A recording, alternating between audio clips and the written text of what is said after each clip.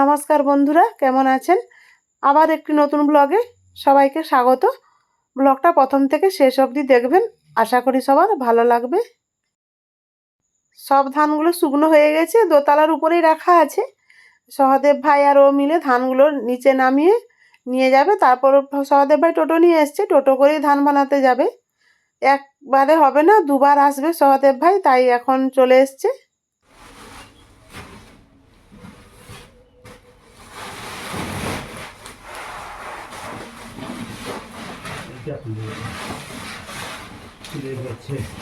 ধান পড়ে গেছে নাকি?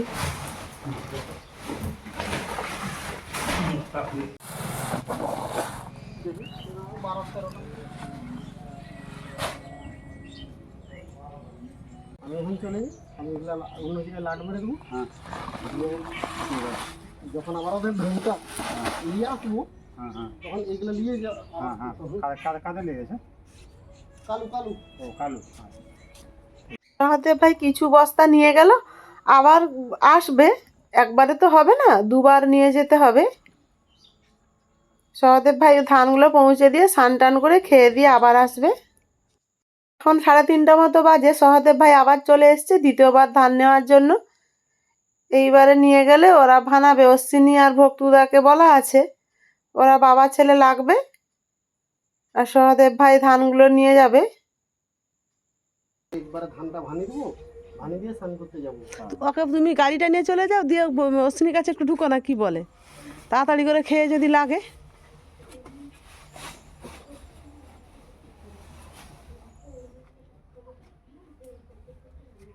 ঘর ভিতরে 5টা আছে, যাবে কি?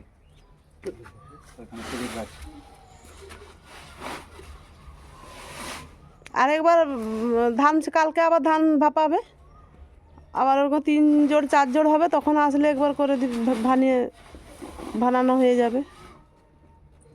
সারা বছরের চাল, এবছর মুড়ির চাল আর করবো নি, মুড়ির চাল কিনে নেব। সে ওই সিঁড়ির কাছে আছে।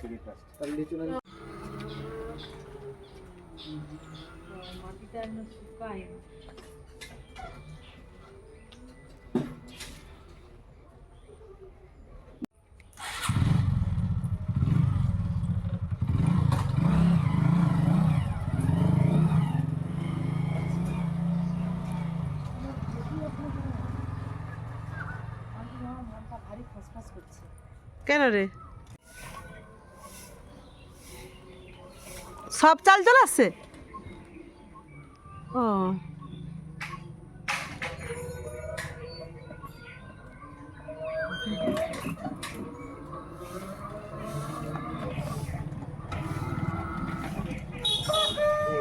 থাকবে এবার, ওই যে সেই পাশে দুয়ারে। আবার সেই ছাদে ছাদে কেন, সামনে দুয়ারে। চাল ভালো হয়েছে, চাল একবারে সুপার চাল হয়েছে, এরকম কোনোদিন কারো হয়নি। সহদেব ভাইয়ের কথা, ওরকম পারবো নি, বসেনি, কষ্ট হবে। ওখানে নয় গো, সব শুধু আর পারা গেল না। সেই ওখানে নয়, সেই ভিতর দুয়ারে যাবে। পিঠালি ফুলমণি ভালো করে ধান সিদ্ধ করছে, ভাপাইছে, জলটা ঠিকঠাক দিচ্ছে। এইখানেই দাও, আবার তো আমার ঘরে বস্তা করে রাখতে হবে, চালটা ঠান্ডা হোক। ঠিক করলো, দিয়ে আবার ভুল করে দিল। থাও তো, তারা তো আবার বস্তা করতে আসবে 5-6 দিন পর।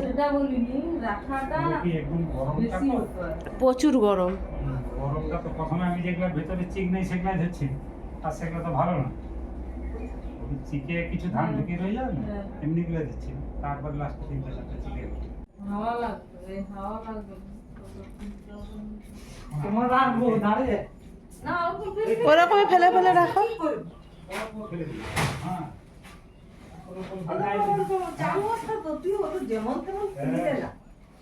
ও বসে যাবে চাল বস্তা।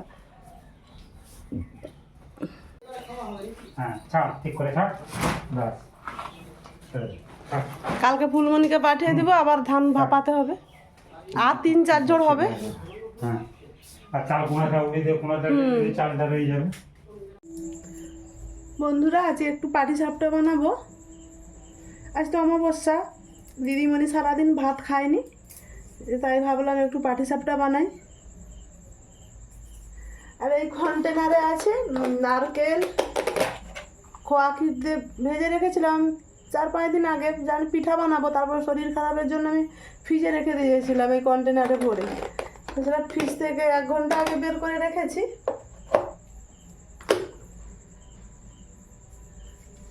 দিদিমণি আরও একটু পিঠেগুলি পছন্দ করে। আমি অনেকদিন ধরে বানাবো বানাবো বলে আর কিছু বানানোই হয়নি শরীর খারাপের জন্য। এখন ভাবলাম একটু সন্ধ্যাবেলা একটু বানিয়ে দেই, ভাই বোন দুজনে খাবে।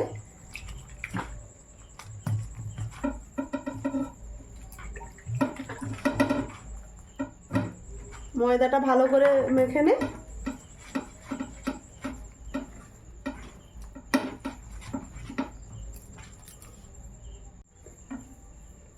খুব সুন্দর করে মাখানো হয়ে গেছে, এইরকম করে একটু পাতলা করে করেছি।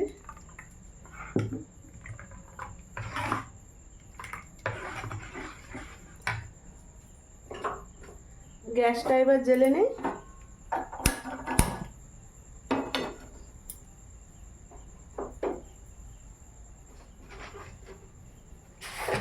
আর এইটা আমার লাগে তালপাতা।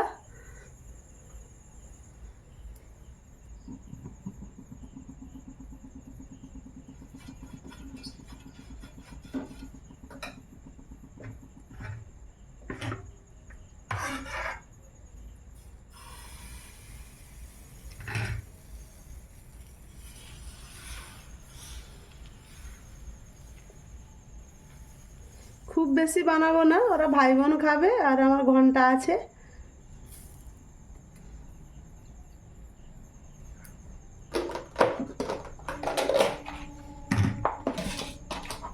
কন্টেনার থেকেই নেব।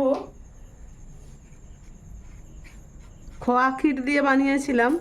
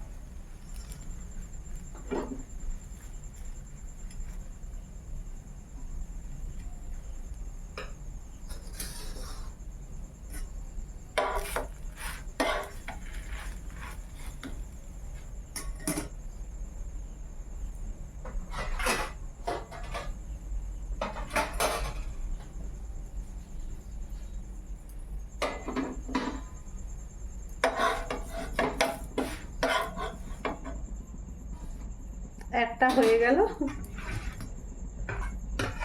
পাটিসাপটি বানাতে বেশি সময় লাগে না, খুব তাড়াতাড়ি হয়ে যায়।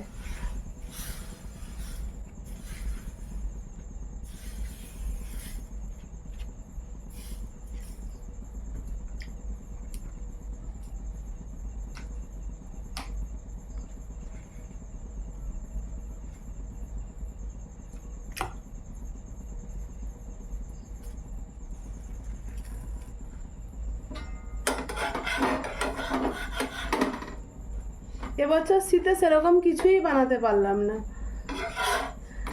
লাল আলু কিনে রেখেছিলাম, কড়াইশুঁটির কচুরি আর আলুর দম বানাবো বলে, কিন্তু শরীর খারাপের জন্য কিছুই করতে পারলাম না।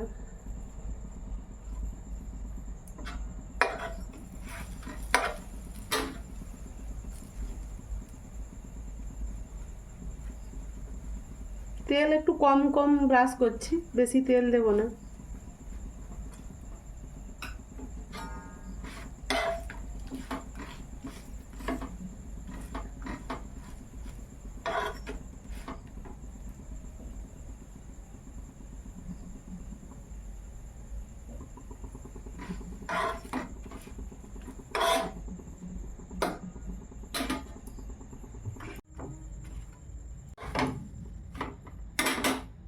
আমার সবগুলো পিঠে হয়ে গেছে, এবারে প্লেটে সাজিয়ে নেব। এখন রাতও হয়ে গেছে, আমি 9টার সময় পিঠা বানাতে আসছিলাম, এখন প্রায় 9:30 বা 10টা বেজে গেল। বেশি করিনি, ওই 25টা মতো হয়েছে। 25টা ওরা কি আর ভাই বোন খেতে পারবে? আর আমি এক পিসও খাবো না, আমার যা শরীরের কন্ডিশন, খেলেই আবার অসুবিধা শুরু হয়ে যাবে।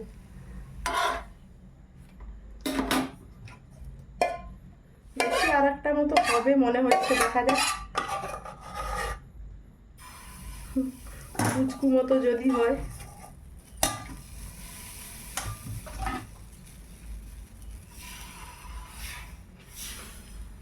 বাচ্চা পাটিসাপটা।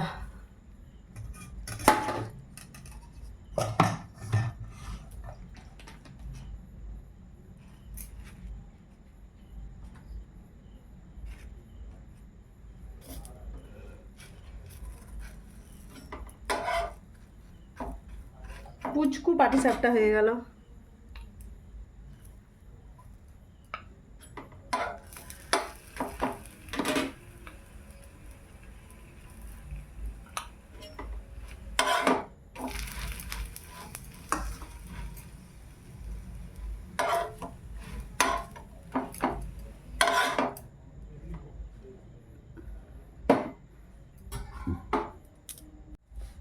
আর অনেকগুলোই পাটিসাপটা হয়েছে।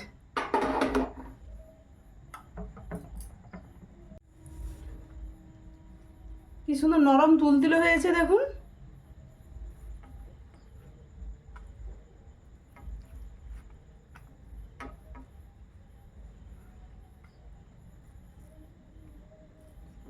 আর সাদা ধপধপে হয়েছে। প্লেটে আগে সাজিয়ে নেই। আপনারা তো দেখলেন আমি পাটিসাপটা পিঠে বানালাম। পিঠেগুলো কেমন হয়েছে অবশ্যই কমেন্টে জানাবেন। আর আজকের ভিডিওটি যদি ভালো লেগে থাকে আপনারা লাইক, কমেন্ট, শেয়ার করবেন, সাবস্ক্রাইব করবেন, আমার পাশে থাকবেন। আজকের মতো আসছি। সবাই ভালো থাকুন, সুস্থ থাকুন।